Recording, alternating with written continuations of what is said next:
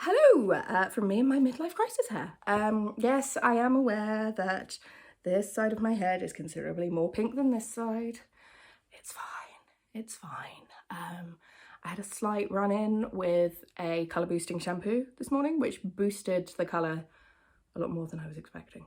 And so my Slapdash application has come back to bite me in the ass, but it's not even top 10 hair incidents at this point. Very easily fixed. It will be fine. Also, not relevant to knitting, and there is so very much knitting to talk about today. It is a big week for me. I have got 2 designs coming out this week. And I also have a whole buttload of stuff to show you because it is absolutely ages since I last recorded a podcast. Got through planning or anything like that. It's just we have had quite the run here in England of bank holidays and school strikes because the government are not paying teachers and looking after schools properly. And we also had an inset day, and it just means I don't think my son has had a full week at school for, well, so far this time, since Easter, which, you know, cuts into work time a little bit. To be clear, very much support the teachers on this, but it just means there's some rejiggerating going on with time. And then, of course, on the days where I have been like free and able to record a podcast, I've had no voice, which really helps. So anyway, that means there is a bit of a backlog of stuff. And on the sofa next to me here, I have all of the knitting waiting to show you. I also have got a stray bit of fringe in my eye. But I'm going to start off with pattern release number 1. Oh, look at those sleeves. This is Pegetha. I think I have shown Pegetha before. Let me just sort of, here you go, Pegetha. So named because I basically flat refuse to believe that Peggy is short for Margaret. That makes absolutely no sense. Surely Peggy is short for Pegatha. Was going to be just the Peggy top, but there were already ones of those about. So Pegatha it is. She is a sort of elbow length 4-ply top. Really good for the kind of weather we're having at the moment here. It's sort of like 15, 16 degrees. Yeah, spring hasn't really bothered to get started yet. This is knitted in Wool Matters Southwest 4-ply, which is a sort of very lovely, bouncy, beautiful, variegated yarn. Big fan of it. And obviously Pegetha has got these swoopy kind of bell sleeves. I think they've got slight Lady Macbeth vibes, which I'm quite into. So the story behind Pegetha, it's very straightforward really. I wanted a top that sat between full-blown summer t-shirt and big warm wintry sweater. I know there are degrees of warm wintry sweater, but you know, the days where it is a bit too warm even for a DK sweater, but if you try and go out in a cotton blend t-shirt, you are going to freeze. We have a lot of those days in England. I would say that is pretty much the default weather between April and sort of September. And then I saw this yarn in No Frills Knitting. It's all very local, which is lovely. It is Southwest, you know, flocks of sheep and all of that, and plant diet, and I just thought, yes, it's very important that I buy that yarn. And then I had to come up with something to do with it. Pegatha! I have also worked on a second sample of Pegatha, which is in Wool Kitchen Merino Silk, which is so pretty. The idea of doing this, theoretically, was to show it in different sort of fibres. The merino silk is a little bit more of a warm weather fibre. I always think the silk kind of cools everything down quite nicely. And the drape on it is beautiful. Again, this was kind of, I saw this yarn. It was a one-of-a-kind that came up a few months ago. I was just like, I need that yarn. I need that yarn. Then I had to find something to do with it. So I've been doing the second Pegatha, but also quite helpful for showing you what's going on and the construction, because Pegatha is seamless.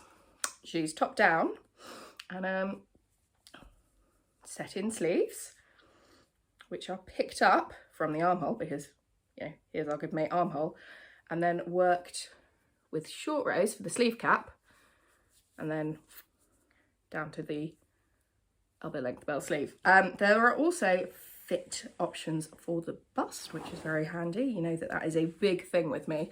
No pun intended. I've got two main options in Pegatha that you can combine in different ways. The first is the width-based bust adjustment. So you can add 2 inches or 4 inches of width just to the front, over the boobs of your top. Sort of, there. There are also optional short row bust darts, which if you were to look carefully, you can kind of see the turn there. What those do, as I have talked about before in podcasts, is they lengthen the front a little bit. It's not really showing properly at the minute because I'm not holding it upright. There you go. They make the front a little bit longer so that the boobs don't pull the front of your top up and make it sort of a bit weird, basically.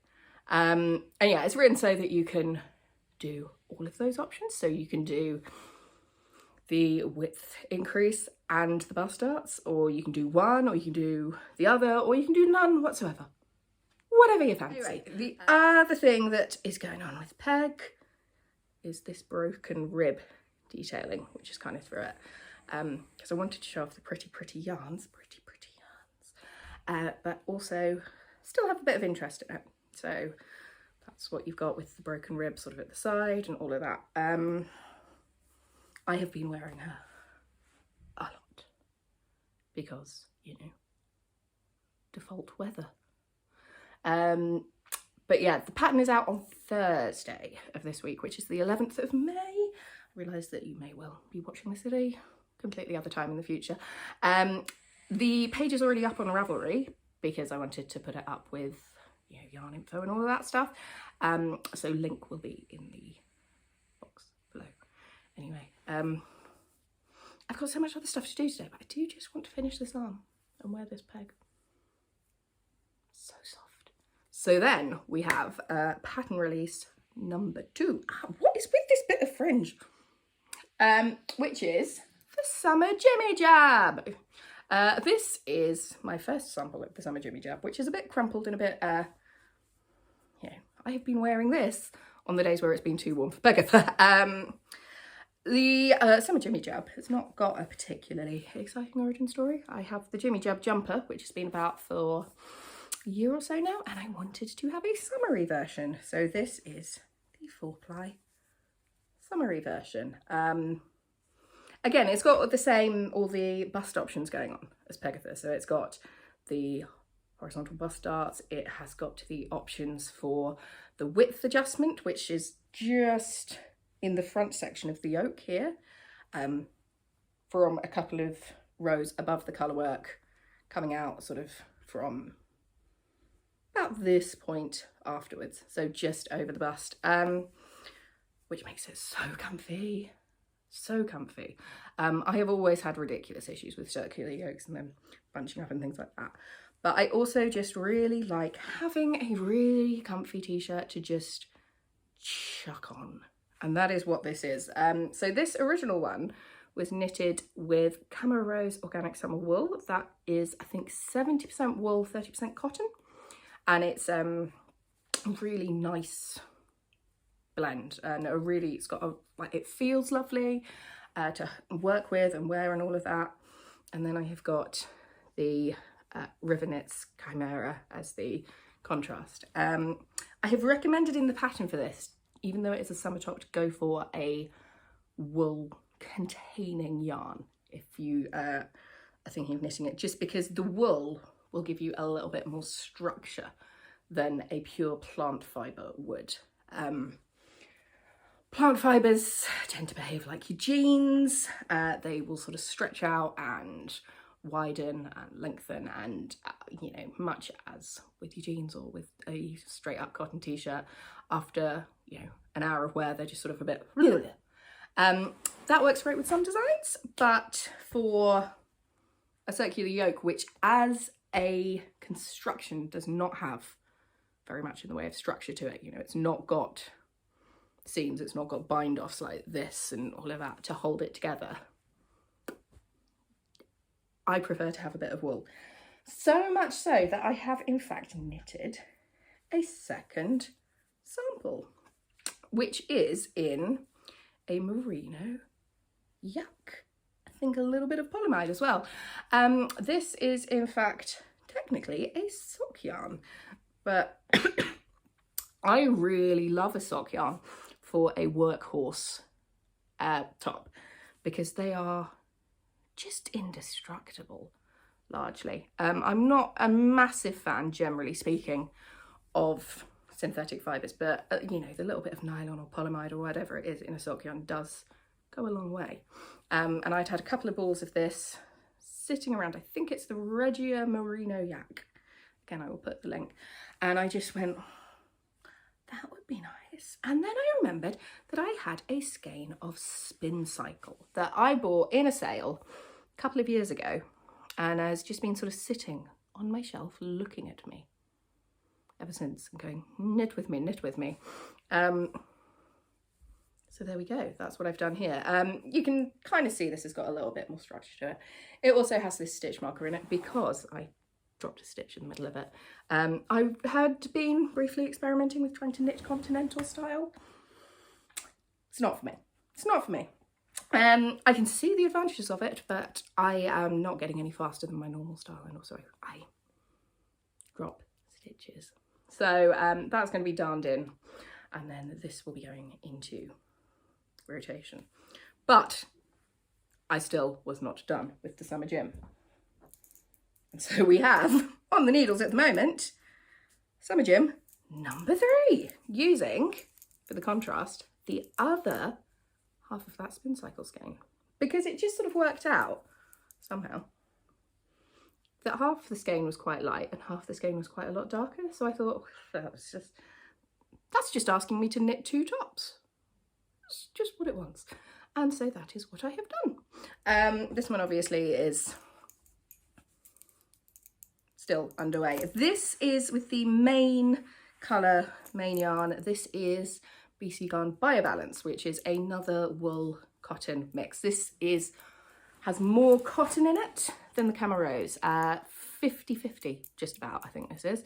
And it's really nice to knit with. It's really nice.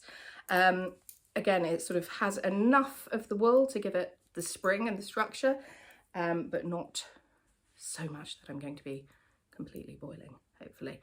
I was just thinking about if I had to choose between the Biobalance and the Organic Summer Wool,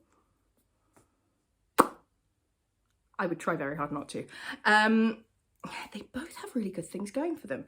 So the Biobalance is a slightly, just a teeny tiny bit, slightly thicker yarn. I mean, there's like a tiny smidge to it. And like I said, it's got a bit more cotton in it, which also gives it a little bit more of a rusticy feel. But I do really enjoy that. The Camo Rose is a tiny bit finer, but I do really enjoy the colour options of the Camo Rose. So it's kind of, I don't want to pick. I really don't want to pick. If you absolutely forced me to, I would probably just about go Camo Rose. So in not summer gym news, but still summer knitting news, I showed on my last podcast a sort of half done camisole design, and I am a little bit unsure of whether to forge ahead and try and get this released this year or hold out for next year, because it is May now. I think it's May the 9th. Yes, it must be May the 9th. Anyway, this is what that camisole turned into. I am just a little bit, can I get this turned around into testing and released in time for people to knit it for the summer? Don't know. It's a fairly quick knit because, as you can see, it's basically just the body of a sweater. It is from the bottom up, the little lace detail. There is Optional waist shaping, which I have done in sort of dart positioning, so in to the sort of middle third of the top rather than at the edges. And then there is also optional full bust adjustment in there. I've put all three in here because I wanted all three, quite frankly. But what I really like about this design, which is sort of different from anything I have attempted before, is the entire front of it is all shaped with short rows. So that sort of, you know, up from the armhole there, round to the front, the little ever so slight sweetheart dip in the middle, back round to there. All just German short rows. So there's no decreasing, there's no casting off, there's no picking up stitches for this edge. It means you can just work the short rows and then you can work the eyelet edging on it and cast that chunk off. These straps are then picked up from that cast off edge, front and back, and joined at the shoulders with a 3-needle bind off inside out there. The idea of that is that you can kind of try the top on when it's in boob tube form and work out exactly where you want to put your straps so that they cover your bra, because I know it can be frustrating having bra straps appearing for you. I mean, you could in theory also do like jazzy things with you know, a crossback or whatever you wanted. I have just gone for a straightforward. This is, I think I said last time, it's in Waku Yarn's Silky Sock, which is just so beautiful. I think it's somewhere in the sort of 45 to 50% silk content, this. It's so pretty.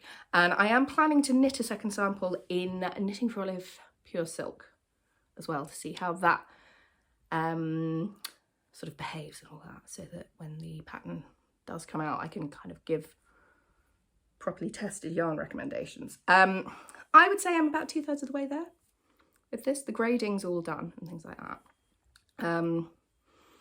I kind of thought if I could get it into testing within the next fortnight, I could probably get it released early mid-July. Do we think that's worth it? I would really appreciate some input on that, because I also have a buttload of autumn design ideas which I know I need to get onto. It's just whether I try and sneak this one in there first or hold out. Please tell me what to do. I was about to say moving on from designs, but actually this is still one of my designs. It's just one that came out a while ago now, nearly 2 years. I found buried in a pile of knitwear in the corner of my living room an abandoned day off badge tee. The day off badge tee, for those who are not familiar, is this. I will put up a picture of the finished thing as well. It is a drop shoulder, chuck it on, boat necked, lace panelled summer top. And when I talked earlier about pure plant fibres, I have previously knitted both of my samples of this in plant fibres. So I knitted one in Kelburn Woolen's Mojave, which I think it's a cotton linen blend, I think. I will double check that. And then I knitted the second one in Lithuanian linen, which is pure linen, and is a much more sort of open, lightweight knit. It's my like proper heat wave top, because I refuse to not wear knitwear. Like I'm not having it. But when it is very warm outside, linen and loose gauge, which the Lithuanian linen produces with this design, because it's a very fine 4-ply weight, it's great. But this, I remembered, it is a merino and linen singles yarn in this gorgeous, gorgeous blue. It's from Eden Cotton, talking about cotton too much. It's from Eden Cottage Yarns, and the colour is Meadow Rue, and it's so pretty. It looks a bit weird at the moment, but I have actually finished the front of it. So I have shaped that neckline, and then it's all just sat on my needle waiting for me to come back to it, because this is worked with a boat neck, 3 needle bind off at the shoulders, and then you come back to these held stitches and do a little bit of garter stitch around the neckline. The back, I am making my way up as we speak. It is, yeah, the whole thing of this is that it's completely reversible to wear, not in terms of inside out, but in terms of back to front, because the boat neckline is shaped the same either way, so you can wear it with the lace at the back or with the lace at the front, depending on what you feel like doing. I tend to do that based on how warm I am. If it's a very warm day, I will wear it with the lace at the back so that I don't have to wear anything underneath it, because, you know, whatever. If I'm wearing a vest top or something underneath, I will wear it with the lace at the front. I mean, you could wear it with the lace at the front without a vest top underneath it, but I just don't quite have the body confidence for that yet. Anyway, I remembered when I pulled this out and took it to a lace workshop I was teaching last week that the reason it was in that pile was I'd buggered it up. My stitch count was just out on the top of the lace here, and that was intensely frustrating, because the mistake I made that did that was pretty much all the way back down here at the armhole split. So I had to frog it all the way back down there in order to knit it back up and make it work. Often you can, if you make mistakes in lace, pick them up relatively early, fix it, but this was just, it would have been so much trouble to try and reverse engineer it, but I just went, sod it. There is also an earring sticking through this at the moment, because in the frogging I dropped a stitch. So I have just put an earring through that until when I am blocking this and all that, I will come back and I will darn that stitch together, because god damn it, I'm not frogging the bloody thing again. Anyway, I'm looking forward to finally finishing this. I think I cast it on in 2021. So hopefully by next podcast, I might actually be wearing this. Be nice, wouldn't it? So continuing on with the lace, because, you know, lace, summer, groundbreaking. I want to show you what I have been working on from a non-design perspective. It is this. Look at it, look at it, look at it. It's so gorgeous.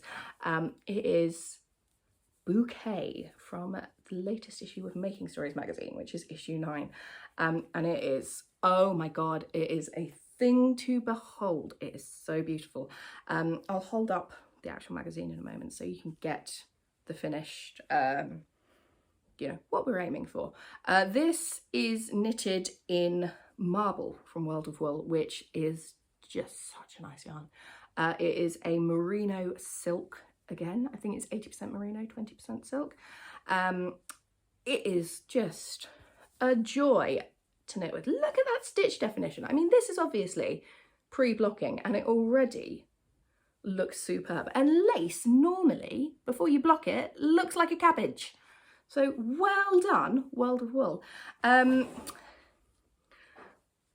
can see down here that there's, you know, some quite sharp angles in the lace. That does mean that you are working decreases for the sort of bottom split hem, and when you get up to the armholes, which I'm nearly at, on the wrong side as well. So just something to be aware of if you're planning to knit this pattern. It's not difficult. It's not difficult. It's just not something that you encounter in every lace pattern. I love it. Everything in this edition of Making Stories is insanely gorgeous. I think I want to make basically all of it. So that is Bouquet. Look at it. That's going to be so good. I am also planning to make, next up on my list, so I just had to pause for a moment so that I could actually fold over the corners of some of the designs in this, because oh my God, I want to knit so many of them. Look at this Circle of Life. It's got some colour work, it's got some lace, it's got some grooves mine, I don't know how to say that, but I looked at this pattern and I remembered a while back I signed up to Marina Skewers Impressionists Yarn Club. These want to become some of that colour work yoke, don't they? Like, that's what their destiny is. These are just two of the colours that I have down here because I took them to a colour workshop a while ago. I think I will probably need to round out with a main colour, but you know, that's not exactly difficult. So Marina, an order will be coming your way soon. I also really want to knit, this cardigan, a blue. Look at it, cozy, snuggly, but lightweight, which is good because I don't get on fantastically with really thick cardigans. I tend to overheat. My body is sometimes a bit of an idiot and forgets how to actually regulate temperature, and so I just I like light layers, but I also like being cozy. And then I was gonna say the final one. The final one I am going to highlight because, honest to God, literally everything in here I could very merrily knit. I can't pronounce the name of it. Theophrastus? I don't know. Look, it is a raglan tee with a double ruffle. A double ruffle. I love a ruffle. I love a double ruffle even more. I will probably, this original design is knitted in mohair, 2 strands held together and then 1 ruffle in each of the mohairs. I will probably knit it in a 4-ply because, you know, the aforementioned stupid body making me sometimes have weird hot spells. I'm pretty sure it's not menopause. I know I've got the midlife crisis here, but you know. I've got a very nice Adventures in Yarn Craft, sort of semi-fade that I think could work beautifully for the body of that. So that is also on my to knit list. But seriously, if you have not looked at this, and I know I'm a little bit behind the times, it's been out like a while now, do. The paper copies I think are sold out basically everywhere, but the digital copies you can get them, get the digital copy. Finally, should we have a spinning update? I have upgraded significantly since last we spoke. I have not yet bought a full-blown spinning wheel, although I am campaigning to get one for my birthday from my husband. If you are watching this, Ashford Kiwi 3. Ashford Kiwi 3. I've sent you the link. What I have in the meantime, look at it. Look how cute it is. It's the electric eel wheel Nano 2. It is a little mini e-spinner. You plug it in here. You can adjust the speed. You can adjust the tension. And it winds onto a bobbin. That is a John Arbon. Let's tap, see if it wants to focus. That is a John Arbon top. Hey Moon, I think that one is. This is going to become a skein of birthday yarn for a friend of mine. But she already knows that. She picked what she wanted, so it's fine to talk about on here. I have really enjoyed spinning with this little thing. It is my first adventure in spinning on anything other than a spindle. And it did take me a few goes to sort of work it out, get my tension right. We had a fairly large argument where it was spinning, but was not, there was no uptake, it was not going onto the bobbin. I could not work out what on earth was going wrong there. It was a combination of, I had a slippy leader, which if you are not a spinner is the bit of yarn that you tie onto the bobbin and then feed out down the fly hooks through the things to attach your fibre to.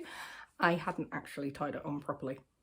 So it just kept slipping round and round, and that was never going to wind round. And then I had my tension all wrong, so it just wasn't doing the right thing. But after a lot of trial and error, we have got there. We have got there. And I am pretty much in a spinning frenzy now. So you have got the little switch for doing a Z twist or an S twist, which, you know, again, for non-spinners, that's just which way you're twisting the yarn, because you do your singles like this one way, and then you twist the other way when you're applying together. So I said at the start of the year, and probably on one of these early podcasts, that my aim for this year was to spin all the yarn for a sweater. Well, I have changed that ever so slightly in that I've decided to go for a cardigan, and because I am impatient, I have started it. I have not finished spinning all the yarn yet. I would say I've done about 2/3 of it. So I just thought, sod it, I'm going to cast on. Here it is. This is a John Arbon Appledore massive top in Quench. I have just done it as a 2-ply. It is such a joy to work with. The levels of smugness from being able to go, oh yeah, this, I super made it myself.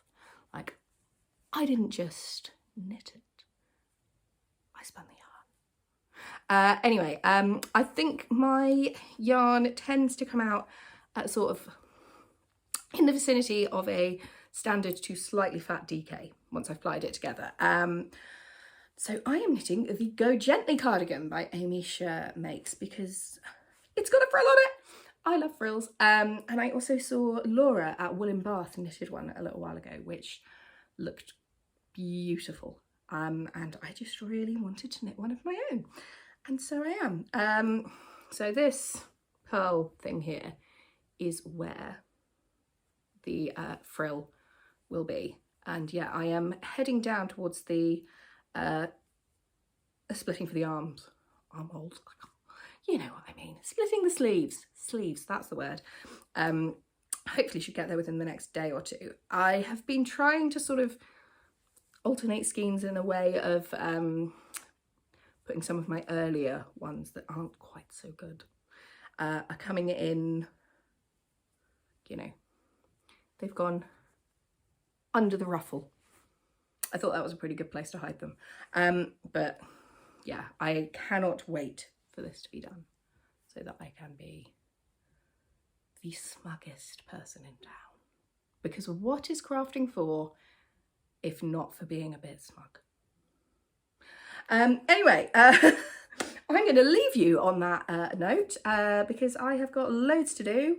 You know, the double pattern release to get ready for, more things to write up, all sorts. If you would like to be first to know about whether I do actually publish a test call for that camisole, or you would like a discount code for the Pegatha or Summer Gym or any of my new releases going forwards, then you will want to be hopping onto my mailing list. The link is like at the top of the description. I also send out like, you know, exclusive sales and things like that to mailing list folks. It's a nice place to be. And yes, if you enjoyed this, like, subscribe, comment, all that stuff that YouTubers say. I'm gonna go make a cup of tea and try and work out how I can make this side of my head pink too.